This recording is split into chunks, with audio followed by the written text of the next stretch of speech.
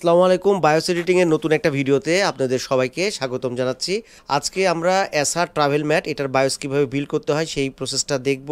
তো এই ল্যাপটপগুলোর বায়োস দুই ধরনের প্রবলেম হতে পারে। একটা হচ্ছে আপনি অন করছেন, অনেক লেটে ডিসপ্লে আসতেছে, তার মানে 1.5 মিনিট 2 মিনিট এরকম পরে ডিসপ্লে আসতেছে। আরেকটা প্রবলেম আপনারা পাবেন যে অন হচ্ছে ডিসপ্লে আসতেছে না। তো এই ধরনেরও কিন্তু প্রবলেম হয়। তো এই ল্যাপটপগুলোর বায়োস কিভাবে বিল্ড করতে হয় ডিটেলস প্রসেস কম্পিউটার স্ক্রিনে গিয়ে আপনাদের সাথে শেয়ার করব। আশা করি ভিডিওটা অনেক ভালো লাগবে। তো বায়োস বিল্ড করার আগে আপনাদেরকে ব্যাক সাইডটা দেখাই দিই। এই ল্যাপটপগুলোর ব্যাক সাইডে আপনারা পাবেন হলো SNID নাম্বার, যে নাম্বারটা আপনি কপি রাখবেন, যেটা দিয়ে আপনারা বায়োস বিল্ড করতে পারবেন। তো যদি লেট ডিসপ্লে হয় তাহলে যে কাজটা করতে হবে, লেট ডিসপ্লে হলে ল্যাপটপে অবশ্যই কি করতে হবে, শুধু এমই রিজনটা ক্লিন করলে হবে। আর যদি বায়োস করাপ্টেড হয়ে যায় তাহলে নতুন করে আপনি বায়োস বিল্ড করবেন। কিভাবে করবেন ফুল ডিটেলস থাকবে আজকের ভিডিওতে। ভালো লাগলে লাইক দিয়ে দিবেন। আর আমাদের এই ছোট্ট চ্যানেলে আপনি যদি নতুন হয়ে থাকেন, প্রথম ভিজিট করে থাকেন, অবশ্যই সাবস্ক্রাইব করে দিবেন। তো চলেন কম্পিউটার স্ক্রিনে গিয়ে এই ল্যাপটপের বায়োস কীভাবে বিল্ড করবেন সেটা আপনাদের সাথে শেয়ার করব। চলে যাচ্ছি কম্পিউটার স্ক্রিনে। এটা হচ্ছে এসারের অফিসিয়াল সাইট, যেখান থেকে আমরা কি করতে পারবো, আমরা হলো বায়োস ডাউনলোড করতে পারবো। তো বায়োস ডাউনলোড করতে গেলে এসারে কি লাগে, SNID নাম্বার অথবা সিরিয়াল নাম্বার যেটাই হোক, এই দুইটা মধ্যে যে কোনো একটা নাম্বার দিয়ে আপনি বায়োস ডাউনলোড করতে পারবেন। তো বায়োস যে জিনিসটা আপনাদেরকে বলতেছিলাম, যে বায়োস দুই রকমভাবে আপনি এটা সলভ করতে পারবেন। একটা, যদি লেট ডিসপ্লে হয় তাহলে শুধুমাত্র বায়োসের ভিতরে যে এমই রিজনের যে পার্টটা আছে সেটা রিপ্লেস করে দিয়ে নতুন করে আপনি যদি বিল্ড করেন বায়োসকে, তাহলে কিন্তু হয়ে যাবে, বায়োস রিজনকে ইনজেক্ট করা লাগে না। আচ্ছা, আমি সেক্ষেত্রে আপনাদেরকে এই বায়োসটার আগে কি করতে হবে, সেক্ষেত্রে আপনাকে অবশ্যই ব্যাকআপ বায়োসটা নিয়ে নিতে হবে। মানে ল্যাপটপের যে বায়োস করাপ্টেড বায়োস, সেই বায়োসটা আপনি সেভ নিয়ে নেবেন। সেভ নিলে কি হবে, এখান থেকে আপনি সব ইনফরমেশনগুলো নিতে পারবেন। তো বায়োসটার সাইজ কত, বায়োসটার সাইজ হলো 16 MB 16 মেগাবাইট।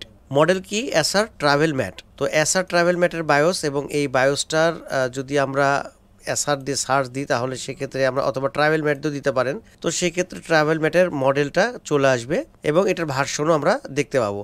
এখন লেট ডিসপ্লে হলে আমি এখান থেকে একটা কাজ করি, এই বায়োসটার ধরেন এইটা ব্যাকআপ বায়োস, এটা আমরা ইউএফআই টুলসে আমরা এটা ড্র্যাগ অ্যান্ড ড্রপ করলে এই ইন্টেল ইমেজ চলে আসছে। ইন্টেল ইমেজ মানে এটা হচ্ছে ইন্টেল প্রসেসরের বায়োস, AMDর না, এতটুকু কনফার্ম হওয়া গেল। এবং এটার কতটুকু বায়োস রিজিয়ন আছে এবং কতটুকু মি রিজিয়নের সাইজ সব কিছু এখান থেকে দেখতে পাবো আমরা।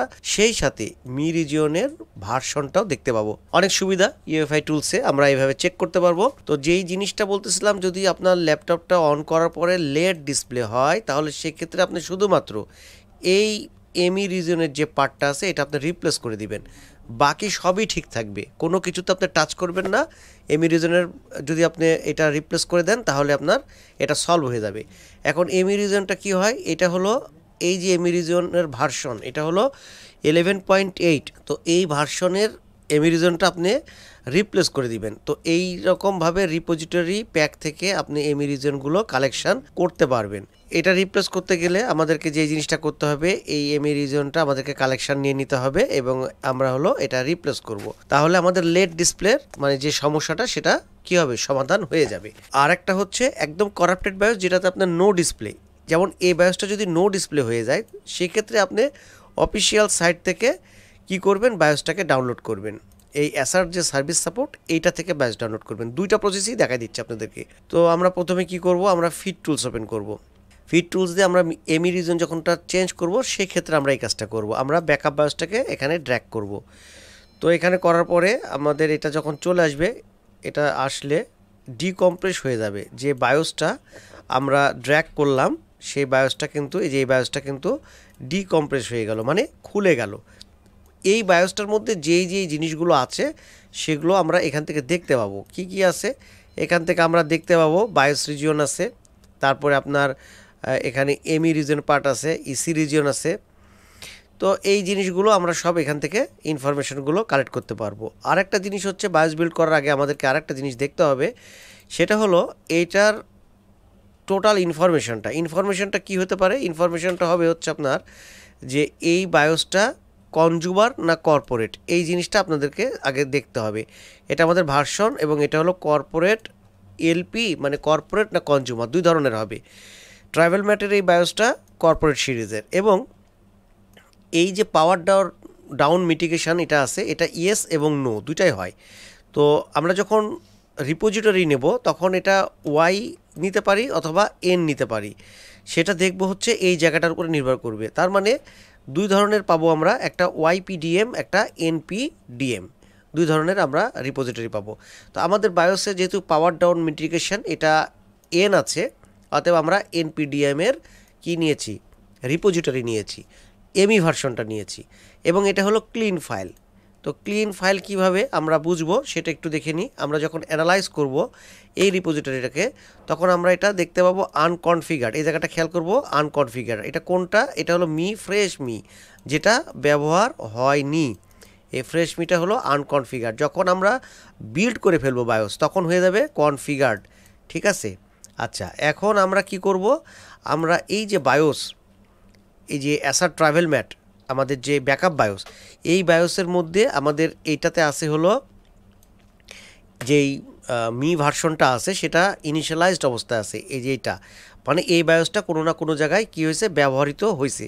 সেক্ষেত্রে এটা আমাদেরকে কি করতে হবে, চেঞ্জ করতে হবে। এমির পার্টটা শুধু চেঞ্জ করব লেড ডিসপ্লের ক্ষেত্রে। আমি এখন দেখাচ্ছি শুধুমাত্র লেড ডিসপ্লের ক্ষেত্রে আপনারা এই কাজটা করবেন। তো আমাদের এই কাজটা করা হয়ে গেল। সেই ক্ষেত্রে আমরা যখন আমাদের কি হবে, আমরা ড্র্যাগ করব, আমরা ইন্টারমিডিয়েট ফাইলটা নো করে আমরা এটা সেভ করে দিয়ে বাড়ায় যাব।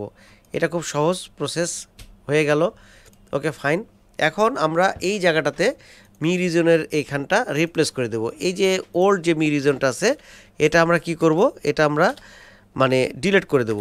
ডিলিট করে দিয়ে আমরা চলে যাব হচ্ছে যেটা আমরা ফ্রেশ রাখছি, এটা আমরা F2 দিয়ে আমরা নামটা চেঞ্জ করে দেবো, কারণ আমাদেরকে তো সেম নামে রাখতে হবে। যদি আমরা সেম নামে না রাখি তাহলে কিন্তু সেক্ষেত্রে সমস্যা হবে। তো আমরা এটাকে কি করব, কাট করে আমি এখানে নিয়ে চলে আসলাম। আমি এখন ক্লিন প্রসেসটা দেখা দিচ্ছি আপনাদেরকে। যখন লেড ডিসপ্লে হবে তখন আপনারা জাস্ট শুধুমাত্র এই কাজটা করবেন, বাকি আর অন্য কিছু করতে হবে না।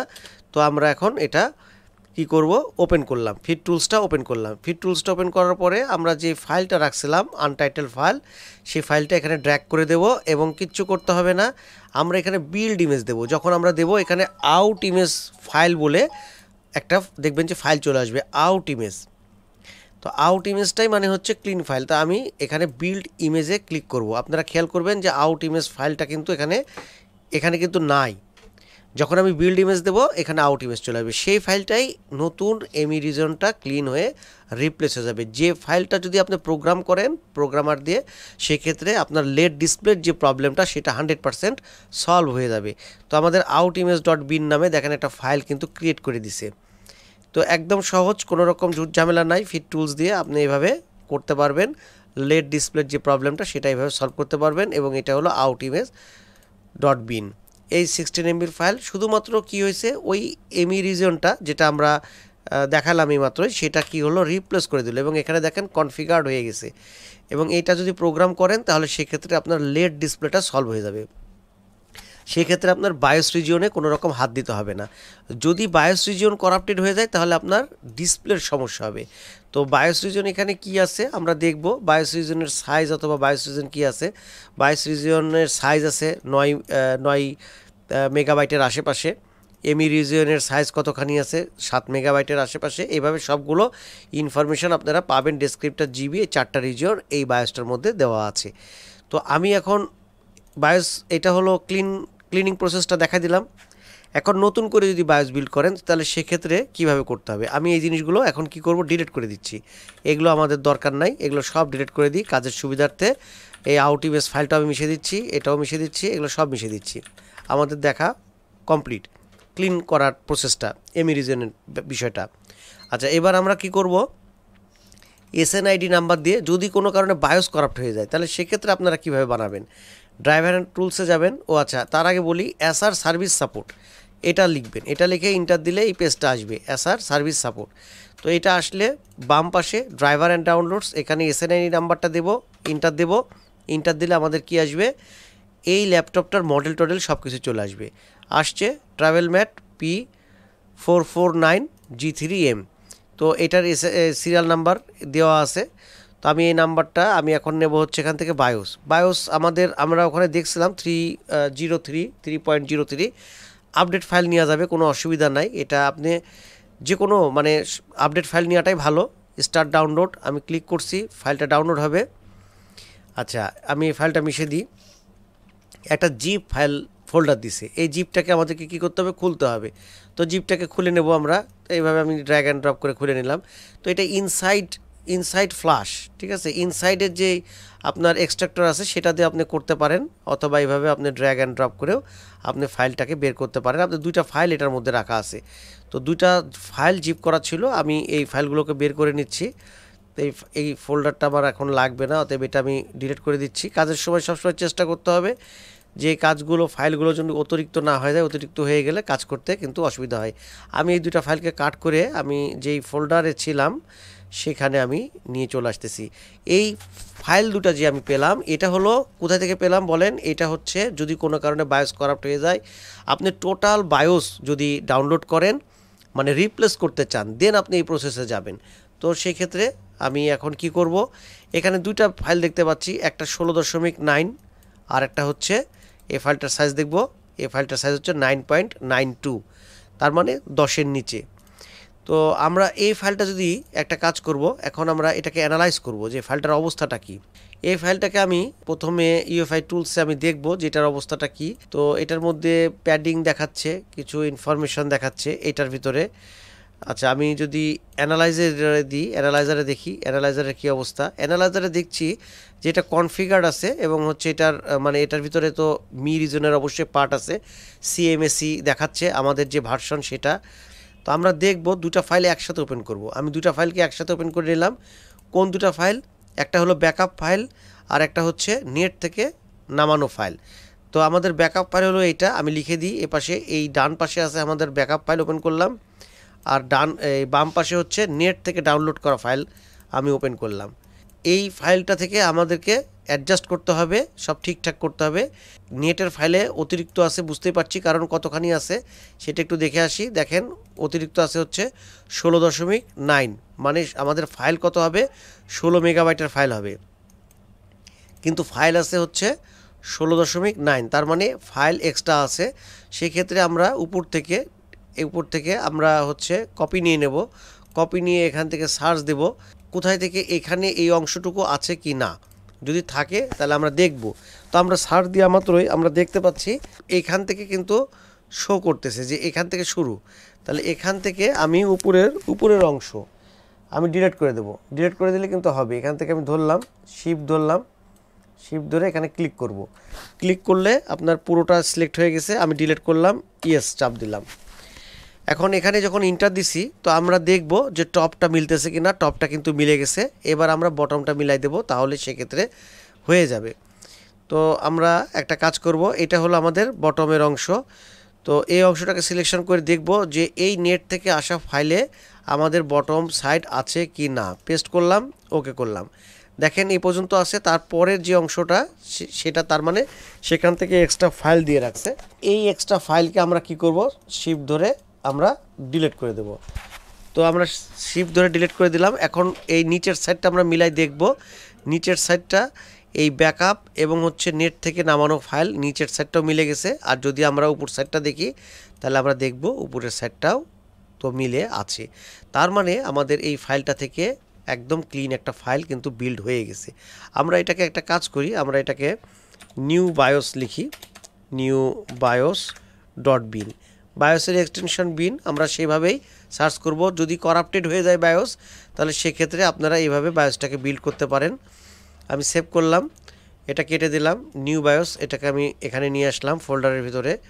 আমাদের যে নিউ বায়োস এটা যদি সাইজ দেখি 16 MB। আচ্ছা, এখন আমি কি করব, এখন এইটাকে আমি ইউএফআই টুলসে আমি আগে দিই। তো ইউএফআই টুলসে দিয়ে আমরা দেখতে পাচ্ছি এর মধ্যে মি এর রিজিয়নের পার্ট আছে, এই যে 11.8, এবং এটাতে আমরা বায়োস রিজিয়নও দেখতে পাচ্ছি। এবং এটা যদি আমি অ্যানালাইজারে দিই, অ্যানালাইজারে কী অবস্থা, কনফিগার আছে কিনা সেটা আমরা দেখব। দেখেন কনফিগার আছে এবং এটার version major minor hotfix build version, মানে মেজর মাইনরটা ঠিক আছে, হটফিক্স এবং বিল্ড চেঞ্জ করা যায়, কোনো সমস্যা নাই। কর্পোরেট এলপি আর কনজিউমার এলপি, এটা কর্পোরেট এলপিরই বায়োস, কোনো সমস্যা নাই। পাওয়ার ডাউন মিটিগেশন নো আছে।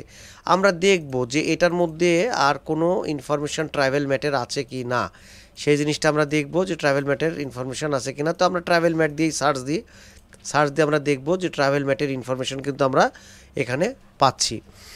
তো এইভাবে আমরা যদি কোনো কারণে আপনার ল্যাপটপের যদি বায়োস করাপ্ট হয়ে যায় তাহলে আপনারা এই প্রসেসে যে প্রসেসে বায়োস ডাউনলোড করলাম এসএনআইডি নাম্বার অথবা সিরিয়াল নাম্বার দিয়ে বায়োস ডাউনলোড করে আপনারা এই প্রসেসে ফাইলটা ডাউনলোড হবে, সেই ফাইলটা থেকে টপ এবং বটম এটাকে কেটে অ্যাডজাস্ট করে আপনি নিউ ফাইল বানিয়ে আপনি প্রোগ্রাম করবেন, এটাতে আপনার প্রবলেম সলভ হয়ে যাবে। আর যদি কোনো কারণে শুধুমাত্র আপনার লেড ডিসপ্লে হয় তাহলে সেক্ষেত্রে শুধুমাত্র এমই রিজিয়নের পার্টটা আপনি রিপ্লেস করলে আপনার প্রবলেমটা ল্যাপটপের প্রবলেমটা সলভ হয়ে যাবে। তো এই ছিল আজকের ভিডিও। চেষ্টা করলাম আপনাদেরকে একটা ধারণা দেওয়ার জন্য বায়োস কী করে বিল্ড করতে হয়। বায়োস বিল্ড একেবারেই সহজ, এটা জটিল কোনো কাজ না। আজকের ভিডিওটা যদি ভালো লাগে আপনাদের তাহলে অবশ্যই ভিডিওতে একটা লাইক দিয়ে দিবেন, আর আমাদের এই চ্যানেলে যদি নতুন হয়ে থাকেন অবশ্যই চ্যানেলটা সাবস্ক্রাইব করে দিবেন। তো কথা হবে অন্য কোনো ভিডিওতে, সে পর্যন্ত সবাই ভালো থাকবেন সে আশায় আজকের মতন আল্লাহ হাফেজ, আসসালামু আলাইকুম।